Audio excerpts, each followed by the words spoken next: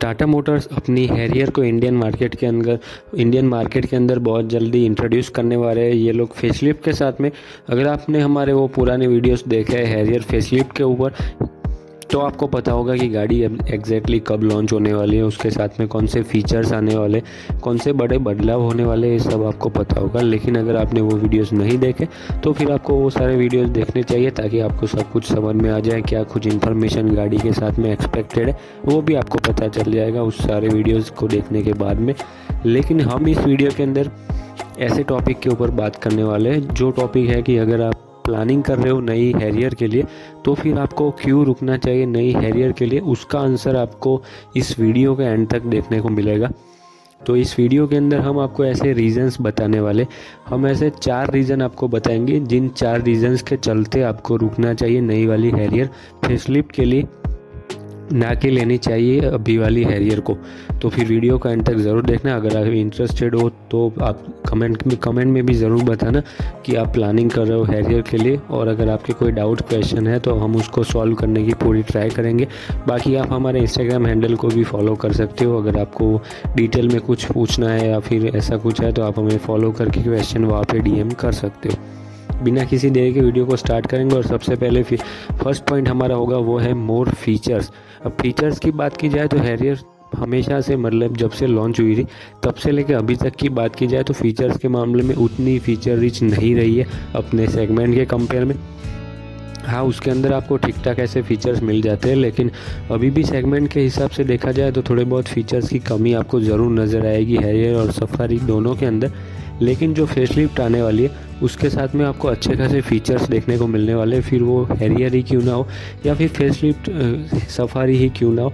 तो इस वजह से आपको अच्छे खासे फीचर्स फेसलिफ्ट के अंदर देखने को मिलने वाले। फॉर इंस्टेंस अगर कुछ फीचर्स की बात की जाए तो सबसे बड़ा फीचर चेंज जो होगा वो होने वाला है आपका एडास का। जी हाँ, मतलब कि आपको सफारी और हैरियर दोनों में ही आपको एडास देखने को मिलने वाला है। लेवल 2 का एडास देखने को मिलने वाला है आपको। तो इस वजह से आप ये भी सोच सकते हो कि नई वाली हैरियर के अंदर आपको काफ़ी कुछ नया देखने को मिलने वाला है इन टर्म्स ऑफ फीचर्स।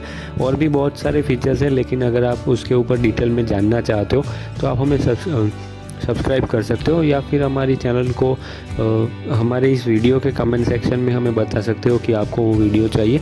तो फिर हम पर्टिकुलर वो वीडियो इस टॉपिक के ऊपर की हैरियर फेसलिफ्ट के अंदर कौन से एग्जैक्ट फीचर्स आएंगे उसकी लिस्ट के बारे में टोटल एक वीडियो बना सकते हैं होल, जिसमें हम सब कुछ आपको डिटेल में शेयर करेंगे, कौन सा फीचर्स कैसे काम करेगा वो सब।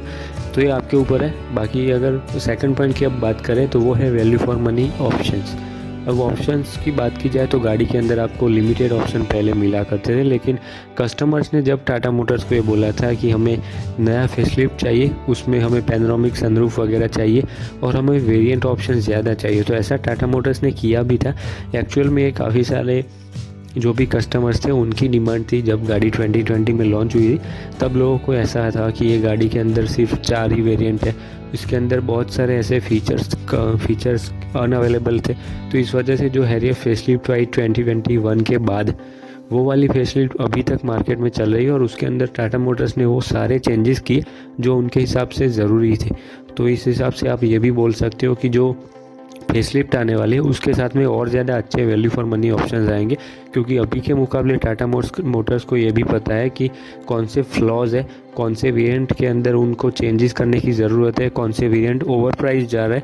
तो ये सारी चीज़ों को वो लोग ठीक कर सकते हैं नई वाली हैरियर फेसलिफ्ट के अंदर, और ये बेनिफिट आपको हो सकता है। आपको इसीलिए हो सकता है क्योंकि आप नई वाली ले रहे हो, ना कि अभी वाली। अब अभी वाली में तो वो लोग कुछ चेंज कर नहीं सकते, लेकिन जो फेसलिफ्ट आएगी उसके साथ में तो उन लोगों को नया ब्रोशर ही इंट्रोड्यूस करना पड़ेगा। तो इस वजह से वो लोग प्राइजेस वगैरह में भी चेंज कर सकते हैं। तो ये सारी चीज़ें, क्योंकि कुल मिला के तो दोनों ही पार्टीज़ का फ़ायदा होने वाला है। कस्टमर को भी अच्छा वैल्यू फॉर मनी ऑप्शन और वेरिएंट मिल रहा है अच्छे खासे फीचर्स के साथ में, ओवर प्राइस भी नहीं है, और साथ ही में टाटा मोटर्स को सेल्स मिल रहे हैं। तो ये सारी चीज़ें होने वाली है। थर्ड पॉइंट की बात करें तो वो है पेट्रोल इंजन। अब कई लोग ऐसे होते हैं जो SUVs के साथ में पेट्रोल में जाना चाहते हैं, वो क्या रीज़न है ये तो हमें भी नहीं पता।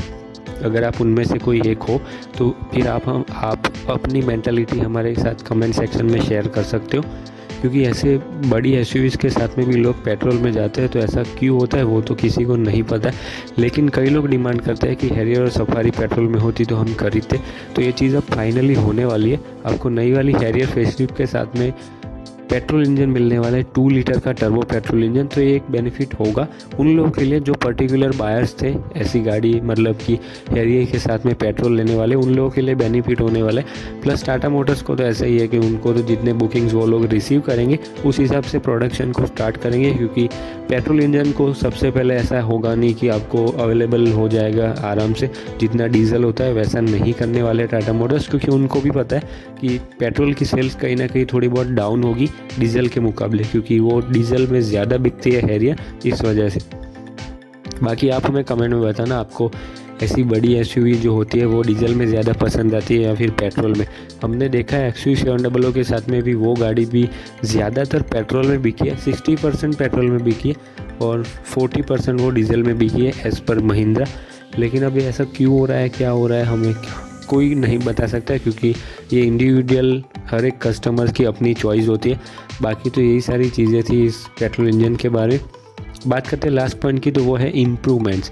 अब इम्प्रूवमेंट्स की बात की जाए तो जब गाड़ी लॉन्च होती है उसके बाद में उसको जब लोग खरीदते हैं उसके थोड़े टाइम बाद वो कस्टमर्स रिव्यूज़ शेयर करते हैं और इसी कस्टमर रिव्यूज़ के ऊपर टाटा मोटर्स ध्यान देता है। हमने ऑलरेडी देख लिया टाटा हैरियर में, पहली वाली हैरियर में जितने भी फ्लॉस थे उन सबको टाटा मोटर्स ने रिजॉल्व कर दिया। ये वाली जो अभी फेसलिफ्ट आ रखी है, अभी एग्जिस्टिंग हैरियर है उसके साथ में, तो हमें ये देखने को मिला कि टाटा मोटर्स ने अपने कस्टमर्स ओपिनियन को ध्यान में रखा और उस हिसाब से गाड़ी को चेंज किया।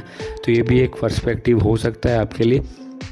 अगर आपको रुकना है नई वाली हैरियर के लिए तो आप इस हिसाब से भी सोच सकते हो कि भैया मुझे ये सारे चेंजेस चाहिए, या फिर कस्टमर के हिसाब से ये सारे ओपिनियन उनके हैं, या फिर नेगेटिव जो चीज़ें हैं उनको सुधारने की टाटा मोटर्स पूरी कोशिश करने वाली है नई वाली हैरियर के अंदर। तो आपके लिए बेनिफिट इसीलिए हो सकता है क्योंकि आपको एक नया प्रोडक्ट मिलेगा, फ्रेश प्रोडक्ट मिलेगा, जो कि हाल ही में मतलब रिसेंटली अपडेटेड हुआ है। उसके साथ में कई सारी चीज़ों को और ज़्यादा बेहतर किया गया है बाय द ब्रांड। तो ये सारी चीज़ें उन लोगों के लिए कंसिडरेबल हो सकती है जिनको ज़्यादा टाइम के लिए गाड़ी चलानी है। बाकी जो लोग 3 साल तक गाड़ी रखते हैं, 2-3 साल तक, उसमें से कई लोग ऐसे होते हैं जो 2 साल होते होते गाड़ी को बेच देते हैं, तो उन लोगों के लिए तो ये सारी चीज़ों से कोई फ़र्क नहीं पड़ता है। लेकिन जो फर्स्ट टाइम बायर्स है, फर्स्ट टाइम ऐसी बड़ी एसयूवी ले रहा है या फिर ज़्यादा टाइम तक रखना है गाड़ी को, 5-6-7 साल तक, उन लोगों के लिए ज़्यादा इंपॉर्टेंट पॉइंट हो सकता है। तो आई होप ये 4 पॉइंट आपको पसंद आए होंगे। पसंद आया वीडियो तो लाइक शेयर सब्सक्राइब ज़रूर कर देना। ऐसे ही और वीडियोज़ के लिए प्लेलिस्ट को देखो और चैनल को सब्सक्राइब कर दो। अगली वीडियो तक दोस्तों ड्राइव सेफ, थैंक यू।